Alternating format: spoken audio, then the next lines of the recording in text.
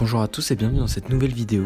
Aujourd'hui on va s'intéresser à la discipline du contre-la-montre par équipe. L'équipe BMC avec Richie Porte qui va prendre la tête. Dans le final, très fort. Ils ont terminé très fort à l'arrivée. Ça fait un peu moins de 6 secondes, 4 secondes exactement l'avance de BMC sur Sky pour l'instant. L'histoire bégaye. Sur les 5 dernières éditions du Tour de France, les organisateurs ont décidé de placer 3 contre-la-montre par équipe. En 2015, où la BMC battait la formation Sky pour 1 seconde. En 2018, où à nouveau la formation Sky s'inclinait face à la BMC pour 4 secondes. Et enfin, sur la dernière édition du Tour de France, en 2019, où l'équipe Jumbo-Visma surclassait la Ineos en remportant l'étape avec 20 secondes d'avance. Dans les courses professionnelles comme les grands tours ou les courses par étape World Tour, le contre-la-montre par équipe se court avec 7 ou 8 coureurs d'une même formation. À l'arrivée, le temps est pris sur le 4e coureur à franchir la ligne. Durant le départ d'une équipe, l'objectif est d'atteindre une vitesse donnée sur une distance assez longue de 500 à 600 mètres, soit une quarantaine de secondes, de manière à ne pas partir trop vite et mettre les coureurs en sur-régime. Et pendant le nombre de kilomètres qui sépare le départ de l'arrivée du chrono, les équipes s'organisent. Tous les coureurs roulent à la même intensité durant leur relais pour ne pas distancer les plus faibles, mais les plus forts roulent plus longtemps, jusqu'à 30 secondes par relais, tandis que les plus faibles, en contre-la-montre et parfois les leaders du classement général à protéger, ont 2 solutions.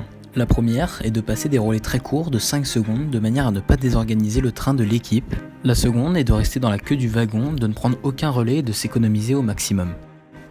Enfin, à l'arrivée, les coureurs se désorganisent, ils ne sont plus en ligne, de manière à délivrer toute l'énergie qu'il leur reste en sprintant jusqu'à la ligne. Sur le Tour de France, le temps de l'équipe est pris sur le 4e coureur à franchir la ligne, mais il est préférable de terminer à 5 pour éviter une chute ou une crevaison du 4e coureur dans le dernier kilomètre. On se souvient qu'en 2019, la Groupama FDJ qui a abordé le dernier kilomètre avec 6 coureurs voit la chute du jeune David Gaudu à 500 mètres de l'arrivée, puis la défaillance d'un autre coureur pour terminer finalement à 4 le contre-la-montre par équipe. Donc maintenant on va aborder une notion très importante dans le contre-la-montre par équipe, le déventement. Dan Martin qui mange du vent parce que lui aussi a un bon jump, Dan Martin. Julien Alaphilippe qui devrait déborder Dan Martin. C'est parti entre les deux spécialistes des classiques ardennaises. Julien Alaphilippe qui est passé. Julien Alaphilippe en tête devant Dan Martin, devant Geraint Thomas et Romain Bardet. Julien Alaphilippe toujours en tête, il s'impose. Sur le plat, la force principale à vaincre pour un cycliste est le frottement de l'air. Celle-ci est d'environ 45 watts lorsqu'un coureur est en montagne à 15 km/h, mais passe à 180 watts à 30 km/h sur le plat. Lorsqu'un coureur se trouve derrière un autre, il profite de l'aspiration.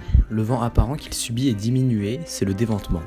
Ainsi, la puissance à fournir par le 2e cycliste protégé est beaucoup plus faible. Grâce à l'ensemble vélo-cycliste, l'air est dévié et forme derrière le coureur une zone de déventement. Les cyclistes profitent largement de cette zone de déventement en suçant les roues pour économiser leur énergie, notamment dans les contre-la-montre par équipe. Par exemple, si le vent est nul et que la pente est de 0%, un coureur qui aurait sa roue collée à celui qui se trouve devant lui devrait développer 40% de puissance en moins. Avec un vélo d'espace entre les 2 coureurs, le gain de puissance est réduit à 20%, tandis qu'avec 2 vélos d'espacement, le coureur de derrière ne se situe plus dans la zone de déventement, le gain devient nul. Pour évaluer ce taux de déventement, on a effectué de nombreux tests en soufflerie. Ces tests restent fiables mais comportent une incertitude statistique importante. Dans les contre-la-montre par équipe, plus l'espacement entre les coureurs est petit, plus les coureurs se trouvent dans la zone de déventement, plus ils économisent de l'énergie. C'est pourquoi les équipes comme la Ineos ou la Jumbo-Visma, qui possèdent de nombreux très bons rouleurs, très expérimentés en contre-la-montre, et qui travaillent énormément cet exercice, écrasent les contre-la-montre par équipe des grands tours et récupèrent facilement une bonne minute à des formations peu expérimentées comme l'équipe AG2R La Mondiale. Pour conclure, je trouve que le contre-la-montre par équipe est une discipline magnifique qui doit être travaillée pour être perfectionnée et réglée comme une horloge, et qui est à mon goût trop délaissée par les organisateurs des courses et les équipes elles-mêmes.